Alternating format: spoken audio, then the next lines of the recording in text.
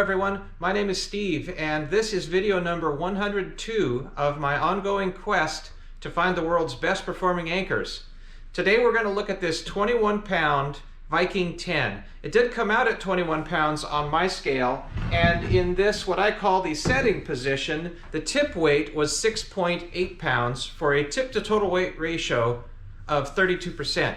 Now, of the 6 anchors that I have tested in this, say, 21-pound size range, 32% is right in the middle of the pack.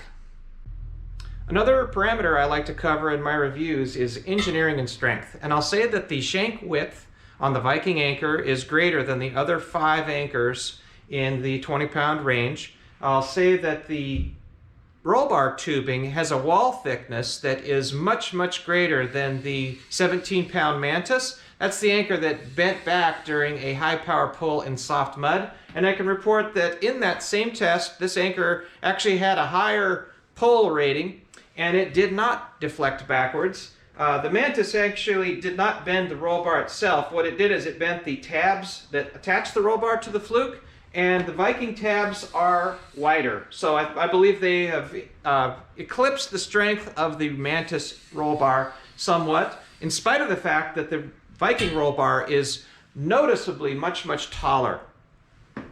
Also, Viking has changed the way they've beefed up their thickened toe, so to speak. Rather than a straight line across here in the transition between thick to thin, it's now V-shaped, which is sort of relieving a bit of a stress riser, I believe, that occurred with their other design. Also, this plate underneath that the shank is welded to, it is now extended quite a bit farther forward, and it supports the toe a little bit. So they've improved that somewhat.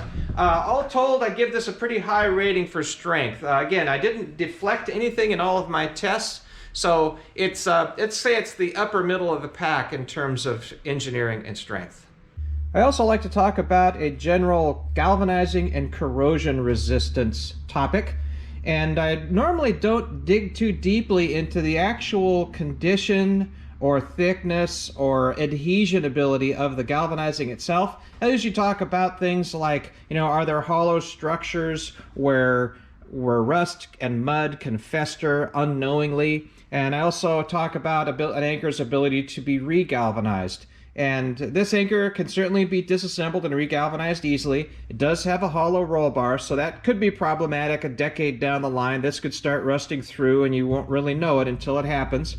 But this anchor has an actual condition that sets it apart from other anchors, and it's not a particularly good thing. I'll try to get in close enough.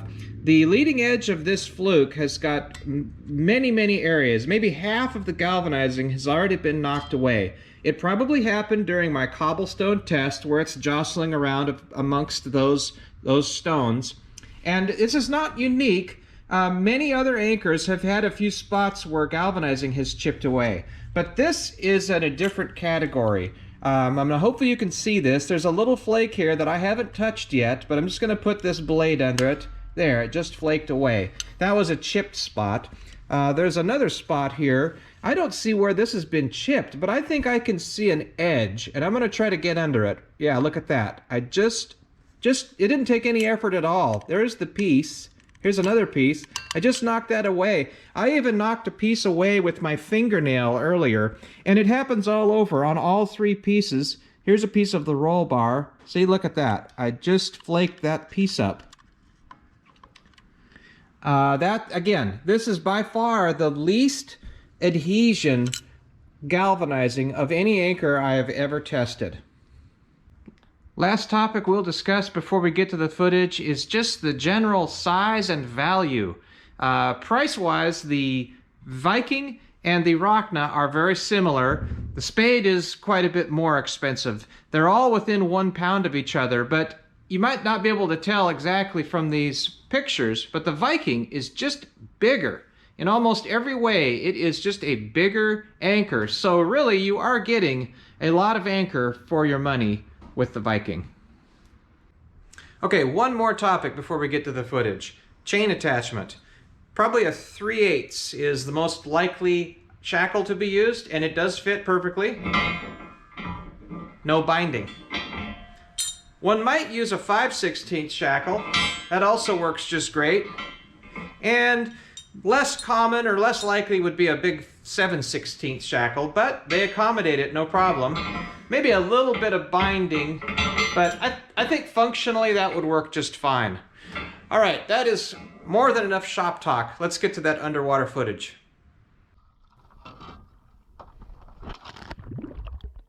Okay, we'll get started off with a straight line pull in the sandy mud. Scope is 3.5 to 1, which is pretty short for a mostly rope road. We'll have really no benefit from chain catenary. Got the playback speed at 4 times to keep the video length reasonable. Total motion wasn't much up until 500 or 600 pounds.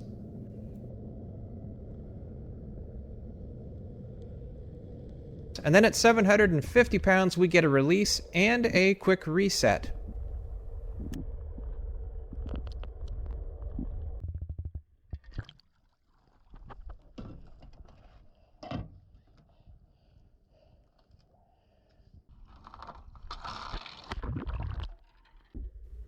Next test is the same straight line pull, but with more scope. It's 5 to 1, same seabed, same sandy mud. And it is this data, this 5 to 1 data, that I plug into my performance chart and use it to compare to all the other anchors. I'm going to let this one run at real-time speed. It's going to take a little longer, but I think it's important for people to see how much their anchor is moving. You can kind of visualize how long it would take one's boat to drag a certain amount of distance based on how far that anchor is creeping along. A bit of a question for me as an anchor tester is when I'm rating the maximum holding power of an anchor, do I say that the maximum holding is the point at which it starts moving at all? Or do I include some small motion in my rating, so to speak? Obviously, once an anchor releases completely, well, okay, then that's it didn't hold that. But what about when it's just sort of inching along? And in my mind, a small amount of motion, some creeping along, is acceptable. You could, if you got a fairly good-sized anchorage, if it's blowing hard, it may be many hours before your anchor moves, say, dozens of feet. Well, that may be acceptable. Maybe it requires a reset. Maybe you can sleep through the night at a certain amount of motion. So, in any event, I like to let you see this motion in real time for as much as I can, and not have these videos be excruciatingly long.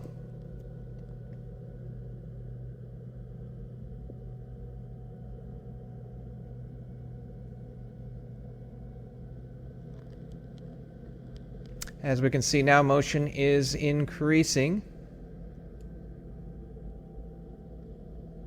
So if someone wants to say, hey, there's the maximum holding power for this anchor, I'm fine with that. And in fact, I don't really say what the maximum is. I just show it all and show the numbers, and you can be the judge for yourself. In any case, among the 20-pound range anchors that I have now tested, this is right in the middle of the pack. The other anchors that I tested included a 17-pound Excel, a 17-pound M1 Mantis, 17-pound M2, 21-pound Spade, and a 22-pound Rockna. Again, this was right in the middle of the pack of those 6 anchors. 3.5 to 1 scope, sandy mud, 10 times 180-degree reversal.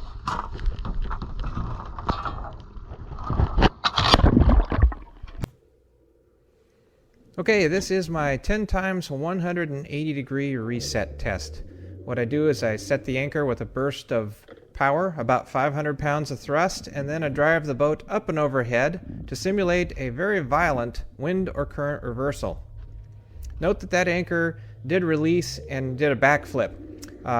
For those that have seen my large anchor reset testing, in those tests I use a all-chain rode. And most often the anchors rotate. But I now conclude that it doesn't matter what anchor I'm using. If it's a mostly rope rode, you get a backflip pretty much every time. And it doesn't matter if I'm not exactly right in line with the 180-degree attempt.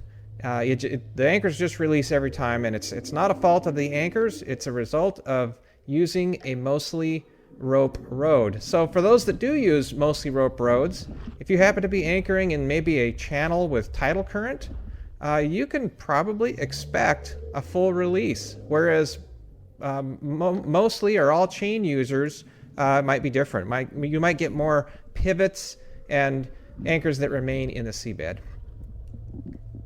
Now here's just some great footage of a great result. The anchor was upside down and it just rolled on its roll bar upright, and once it got upright, it's reset immediately. And so far, I think that was the number 5. Here's number 6, and so far it's 100%. Occasionally we get a little longer drags, but it does get the job done each and every time.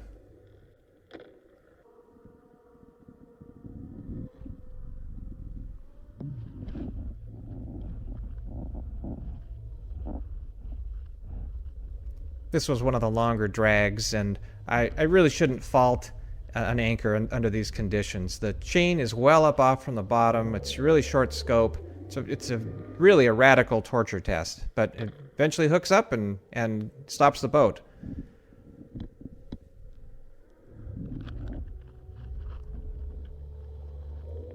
This test showcase an anchor's ability to not become clogged with seabed. That's my primary aim with this test.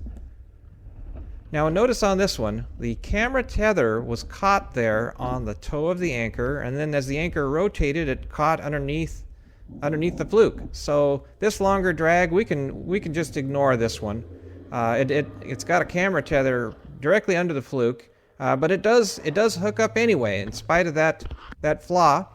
And the 10th and final reset, the tether is still fouled. Doesn't matter, the anchor is able to penetrate anyway. 5-to-1 scope, 125 depth. 125 rode, 25 depth. It's 80 feet of chain. Veering test at 500 pounds. That's 3,000 RPM, and then a final holding check.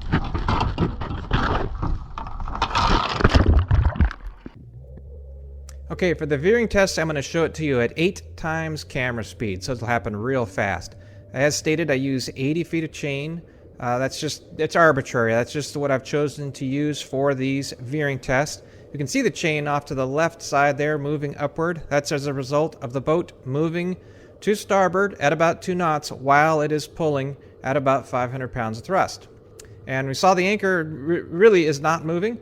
Then the veering is stopped, and we pull straight ahead up to the maximum that the boat can pull, and very little motion. It just starts to creep ahead a little bit. The camera tether does plunge or become captured. Camera starts to plunge, and before it goes subterranean, the test is stopped. So that's almost as good as it gets. So maybe only 1 or 2 other anchors have been better at that test. So excellent result.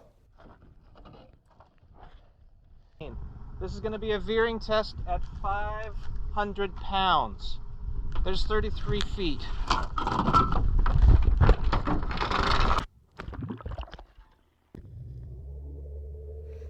This is another veering test, but at a different seabed. This is my clean, loose sand seabed, or maybe I should say mostly clean and loose.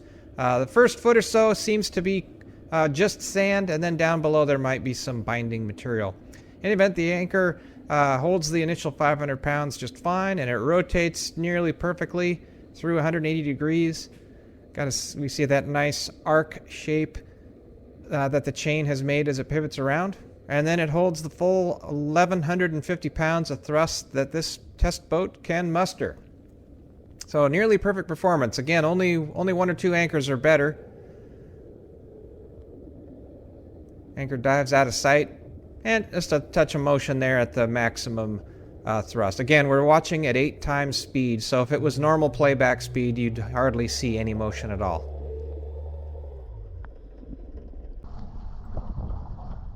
Okay, we're in Scow Bay, 21-pound Viking, 25-foot water, 125 rode, 80 feet of its chain. It's going to be a veering test, shooting for 335 pounds of pull, or 2400 RPM, and then 180 degrees. Then we'll stop and do a max pull. Okay, there's 25 feet of water.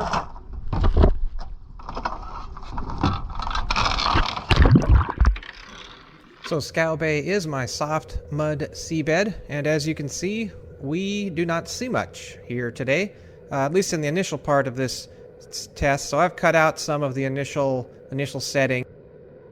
Now we're watching the tail end of the veer, and to the lower right you can see maybe an initial setting track coming into view. And then as the veer is stopped and the power is increased, we do get the captured camera tether, which at least lets us get a peek at the seabed. The summary is that compared to the other 20-pound range anchors, this one is right at the top of the pack in the soft mud.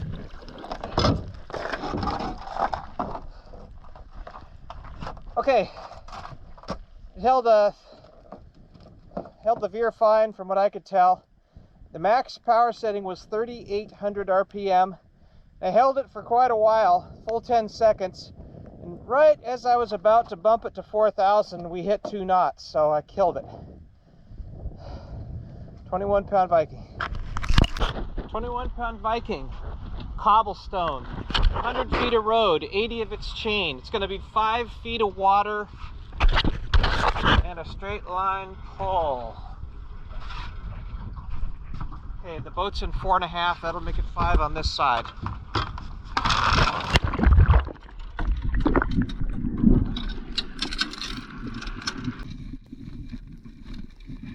Okay, I won't bore you with too much of this cobblestone footage. I did drag it around for a long way, and it had ample opportunities to dig in, and then it released and dug in again. And repeatedly, it was able to hold 140 pounds, and then at 180 pounds of thrust, it would release. And this puts it right in the middle of the pack amongst the similar 20-pound range anchors. Well, that was very, very good performance from the Viking 10. In fact, in no seabed or no test did this suffer in any way. Now, I'm sure you're asking, how does it stack up against the other 20-pound range anchors? And rather than making you go back and watch many hours of my footage and try to make heads or tails of the results, I've done the homework for you, and I have updated my anchor performance data chart. And here it is. So first of all, I'll mention that this chart has been reconfigured from my previous charts. I have pulled the 20-pound range anchors out, included the 10-pound Fortress, and then recalculated all the data. And I've got a date on these charts now. Notice this one has been updated March 4th, 2021. Any future charts are subject to change, as I gain new information or test new anchors. Any of these numbers are subject to change. But as of today, let's just get right over to the right-hand column. In the total average, we see the Viking 10 at 3.6, and that is now the highest rating anchor. Notice that not a single category has a 5 for the Viking 10. It's achieved this best rating in spite of not being best in any category. And that is really important, because what it means is it doesn't have any worsts. There's no 1s and 2s. It is just all 3s and 4s, plus a 4.5 there in that sandy mud veer. Also notice that I have blocked out the numbers for the Mantis M2. That's a new anchor to me. I have tested it fully, and I have entered all of its data into this chart, but I've got it covered up. I know it's kind of sneaky of me there, kind of a tease, but I just don't want to give you that data without a full explanation. And that is coming. In about a week, you'll see the M2 video, and I'll reveal those numbers. But as of today, here's your best anchor, Viking 10. You're certainly welcome. I should really stress this. You're always welcome to ignore and remove any category or categories that you find to be not valuable. Or you might even just give a category more value. For example, if you're maybe on the East Coast somewhere that's just mud, what do you need to know about cobblestone holding? You might have never seen a cobblestone seabed. Fine, remove the category. You can do the math. Just add up the columns and divide, and you'll get yourself a new total average. In fact, you might just ignore the total average altogether and just look at the columns that you think are important. Okay, that's a wrap for the Viking 10. Do stay tuned. We've got that Mantis M2 footage coming. It'll be within a week or so. For those new to my work, know that these efforts are not funded by any anchor manufacturers, magazines, or any other entity. This started out just being funded out of my own pocket. Lately I've been getting some good donations through Patreon and PayPal, so thanks to all those folks who have donated. I encourage other people to do so. Certainly these donations are invigorating me and increasing the rate at which I conduct these tests. And there's certainly much, much more work to be done. I'd like to travel to other parts of the country and hopefully find even new and more challenging seabeds in which to test. All right, thanks for tuning in and watching. As always, anchor safely. So long.